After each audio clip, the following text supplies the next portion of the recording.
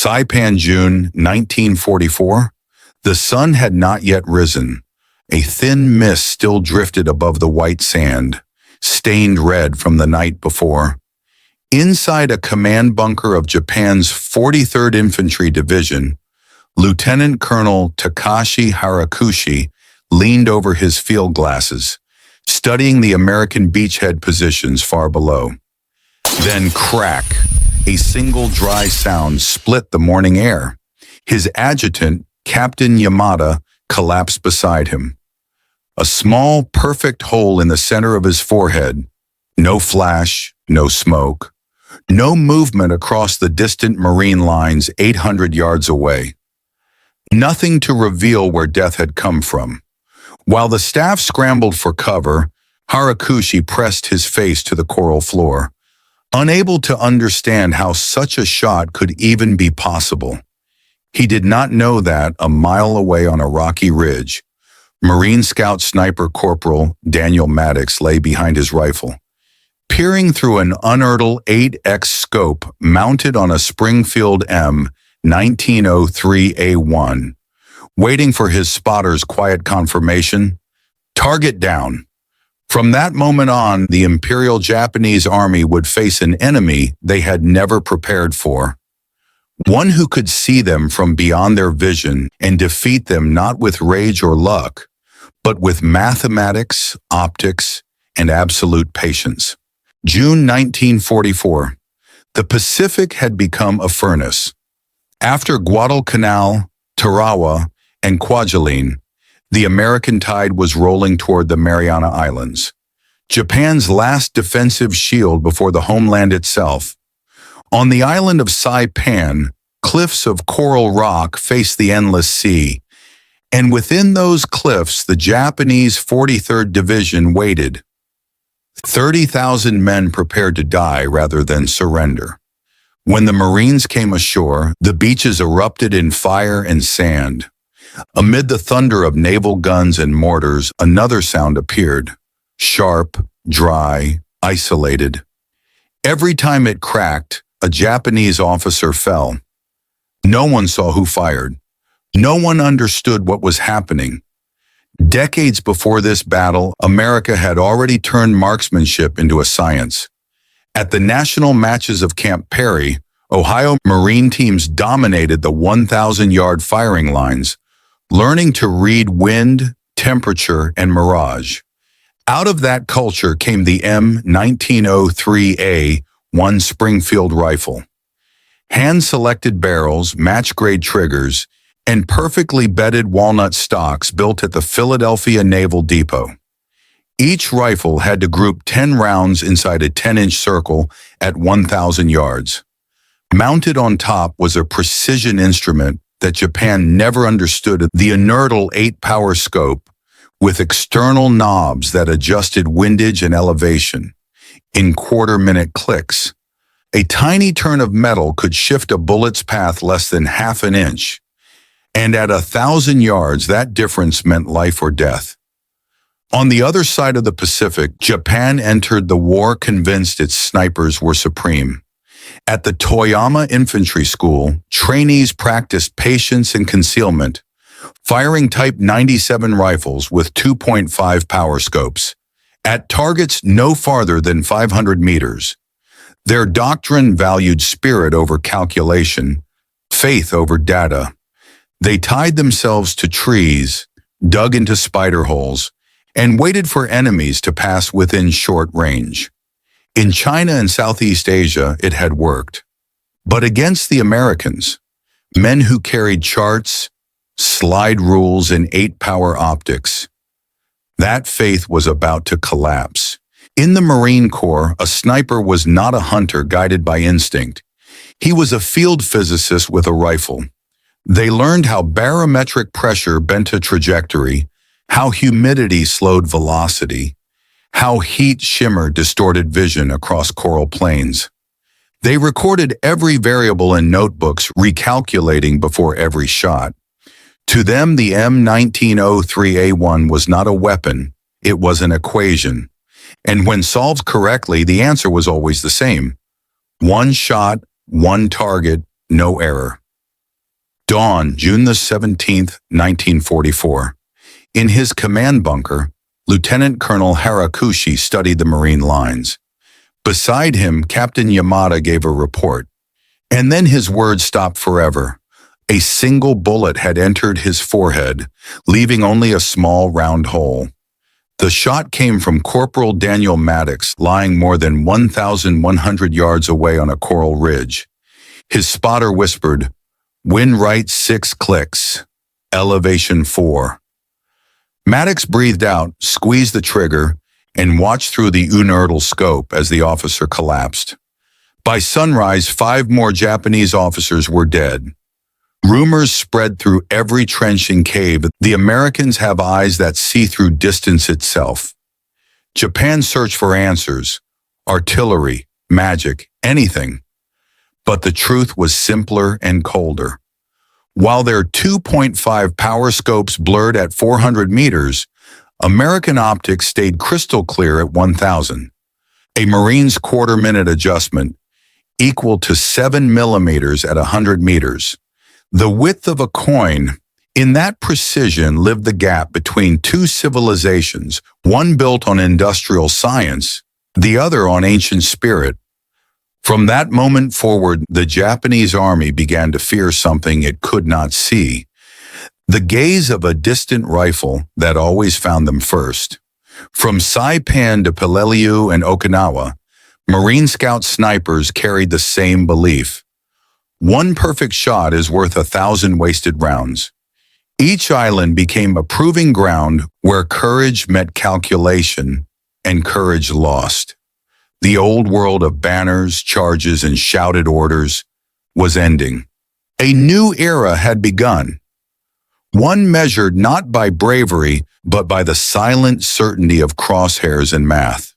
Guadalcanal, August 1942. The jungle steamed under a gray dawn. Cicadas screamed. The first great clash between the Imperial Japanese Army and the United States Marine Corps had begun.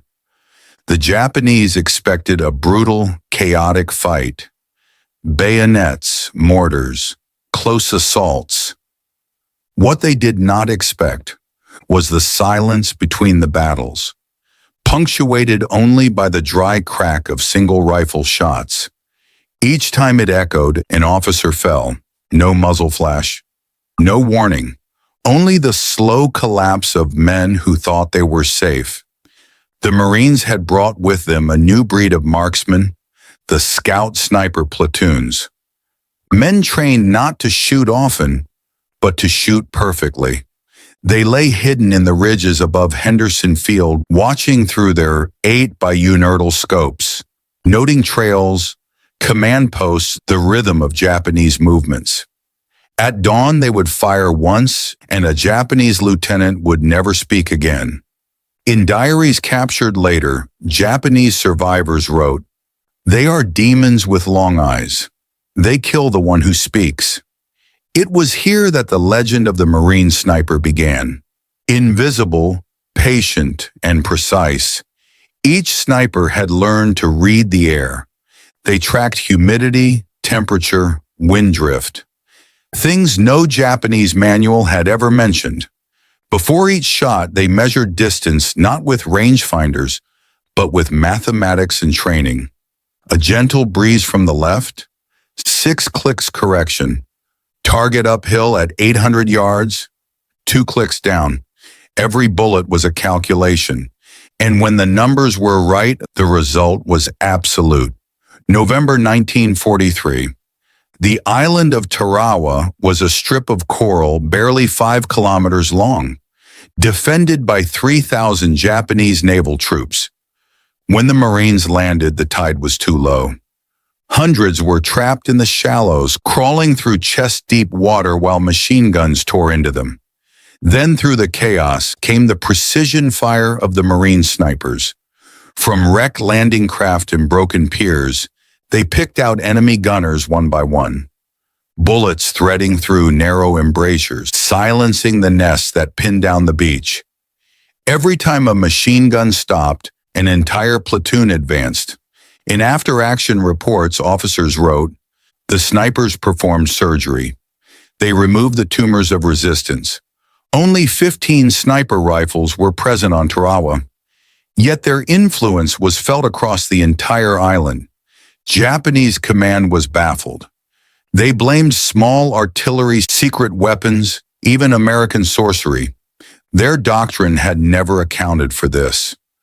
Men who killed from 1,000 yards away, who fired without being seen, and who never missed.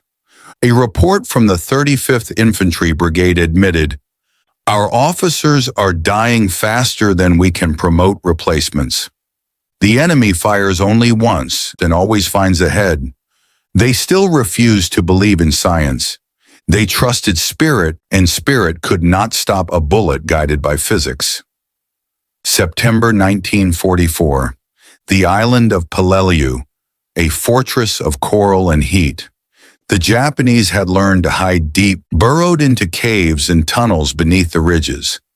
They believed this would protect them from the long eyes. It didn't. 3 days before the assault, Marine sniper teams infiltrated ahead of the main force. From high ground, they mapped every vent, crack, and cave opening that showed smoke or movement. On D-Day, the American artillery pounded those coordinates exactly. Then the snipers went to work again. They fired through slits no wider than a hand, through ventilation holes, through the shimmer of heat above the rock.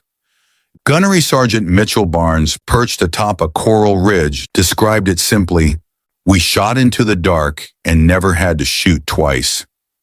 Within 72 hours, 40% of the Japanese company-grade officers on Peleliu were gone. The rest stopped wearing insignia, stripped their swords, and tried to hide among their men. But the Americans didn't need insignia anymore. They learned to recognize rank by posture, by who gave orders, by who others looked toward.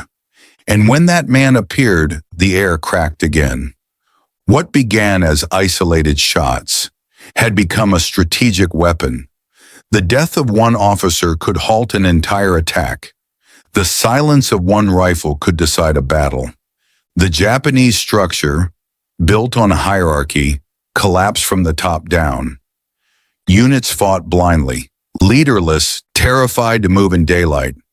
From Guadalcanal to Peleliu, the Marines proved a new kind of warfare, where precision replaced bravery and data replaced faith.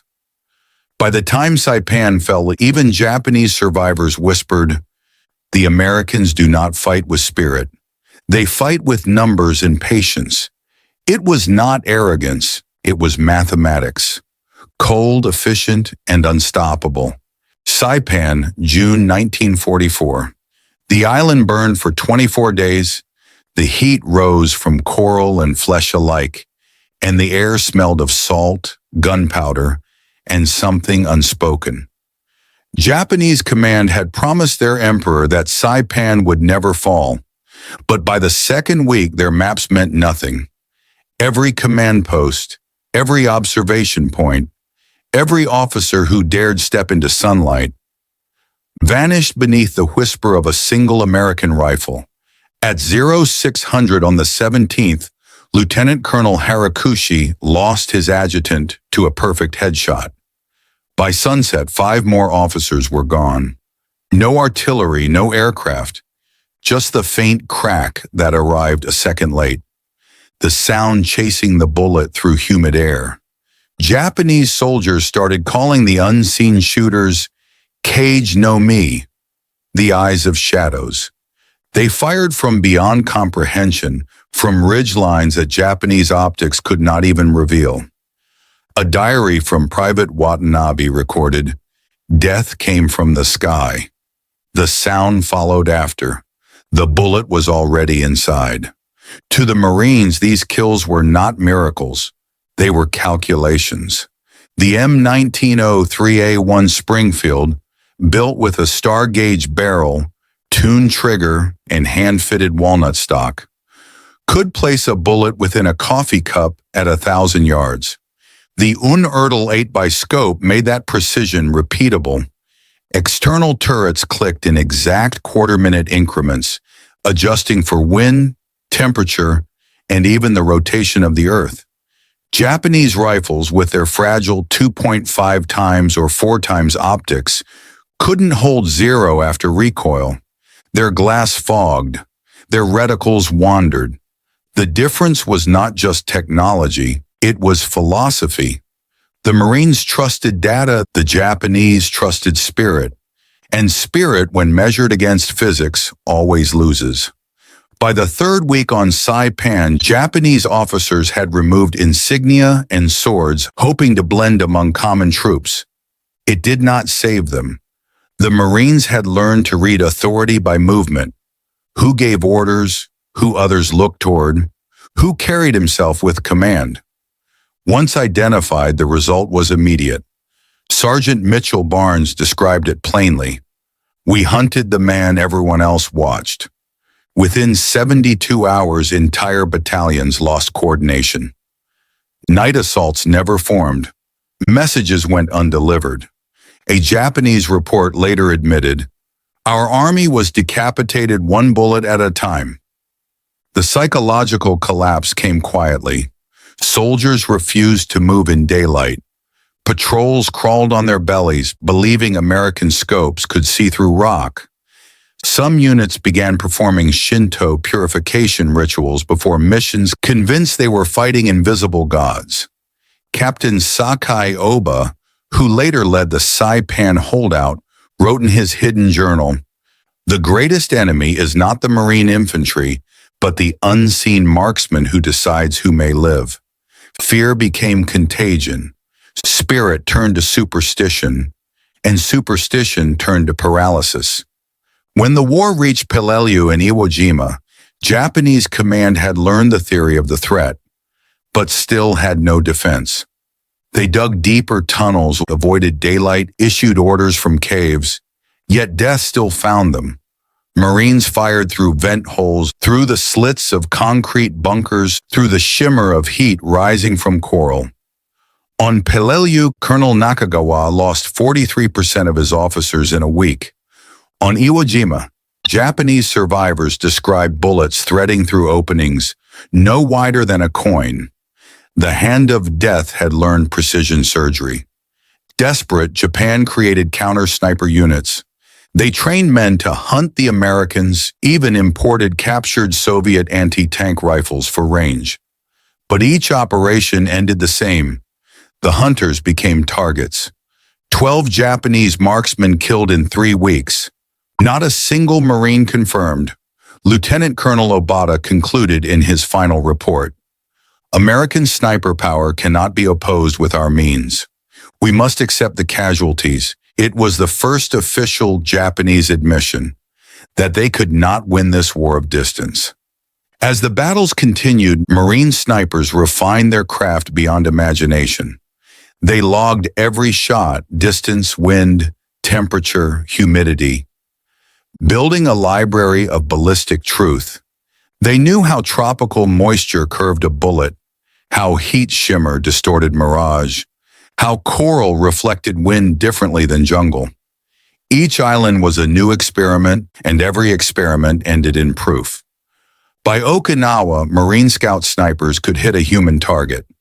On the first shot at 1,200 yards, a feat the Japanese still declared physically impossible. In the ruins of Okinawa, General Ushijima wrote his final words, "The Americans have turned war into arithmetic." For centuries, Japanese doctrine had worshipped courage, the beauty of sacrifice, the purity of death in service. But on the coral ridges and beaches of the Pacific, courage had no equation. It was vaporized by precision. When faith meets science, one of them dies first. On Okinawa, it was faith. Okinawa, summer 1945. The thunder of artillery had faded. The air was thick with silence. On the cliffs of Shuri Ridge, the last Japanese bunkers lay broken, their walls cracked open like the skull of the island itself. Inside one of them, General Mitsuru Ushijima sat in the dim light, staring at a map covered in dust. That night he wrote his final words. The Americans have turned war into a calculation. We were never taught how to solve it. Then, following the ancient code, he drew his sword and ended the war for himself. Outside, the wind carried the smell of burned coral and sea. The beaches that once roared with mortars now lay still, dotted with helmets, rifles, and unanswered prayers. Among the rocks, the Marine snipers remained in position, rifles steady, eyes still searching for movement that would never come. One of them, Sergeant Thomas Wills, 6th Marine Division, later said in his memoir, "We stayed on our scopes all day, but there was nothing left to see. I realized I didn't know what my target was anymore. Japan's empire had fallen, yet in their post-war reports, their generals did not speak first of bombs or tanks. They wrote of the snipers." Lieutenant Colonel Kenji Yamaguchi of the 14th Army Intelligence Section concluded, "Less than 1% of enemy manpower, more than 15% of our officer casualties. A single rifle aimed by a mind trained in mathematics had done what artillery could not. Destroy command itself. The bullet had not only pierced the body, it had pierced the idea of the samurai. For centuries, Japan had believed in death with honor. For decades, America had believed in precision with purpose. On the coral battlefields of the Pacific, those two beliefs met, and only one survived. The Marines measured distance, drift, and drop. The Japanese measured courage. But courage cannot bend the wind. Courage cannot see through haze. Courage cannot move a bullet 1 inch left at 1,000 yards. The war had proven a cruel truth. Spirit ends where physics begins. After 1945, the rifles were packed into armories. The M1903A1 Springfield, once the whisper of death, rested under dust. 2 decades later, a Marine in Vietnam opened one of those crates. His name was Carlos Hathcock. He took out a Winchester Model 70 and mounted the old Unertl 8 by scope from the Pacific War. Through that glass, he rewrote the same equation, dash, dash, this time in the jungles of Southeast Asia. The rifle's legacy lived on, carried by men who spoke softly, but shot with scientific certainty. After the Pacific Campaign, many Marine snipers returned home victorious, but uneasy. Gunnery Sergeant Mitchell Barnes, once the terror of Peleliu, said in an interview, "I don't regret the shots, but I wonder if every bullet found a man, how much of me was left." He kept his rifle in a glass case, polished it once a year, not as a weapon, but as a mirror. In it, he saw a younger man who had learned how to calculate death, but not how to live with it. America had won, but victory came with a strange silence. For the first time, mankind had proven that killing could be done perfectly, without rage, without hate, just math. The Japanese had lost their faith, the Americans had lost their innocence, and between them lay a new kind of battlefield, one defined by optics, algorithms, and precision. The age of the scientific soldier had begun. Decades after the war, a reunion was arranged in Honolulu between surviving veterans from both sides. A Japanese officer, now gray-haired, shook hands with an American sniper. He said quietly, "You had your glass eyes. We had our souls. But it seems souls cannot see past 500 meters." The Marine paused, then replied, "Maybe. But in learning to see that far, we stopped seeing ourselves." In the summer of 1945, the transports pulled away from Okinawa. The sea was calm. The men stared back at the island, the ridges where they had waited for hours holding their breath behind glass. In the final report, the line was short and clinical. M1903A1 Springfield. Performance exceeded expectations. But to those who carried it, that rifle was more than steel and optics. It was a doorway into something terrifying, a world where a man could kill without ever seeing the face of the one he killed. The distance between hunter and hunted had become infinite, and in that distance, something human disappeared. The Pacific War taught the world that technology could triumph over courage, that patience could defeat passion, that numbers could replace faith. Japan had lost because it worshipped spirit. America had won because it worshipped precision. But both sides, in their own way, lost the same thing: the human soul of warfare. For war is never the fault of weapons. Weapons are only mirrors. And in 1945, when the Marines looked through the Unertl scope, what they saw staring back was themselves.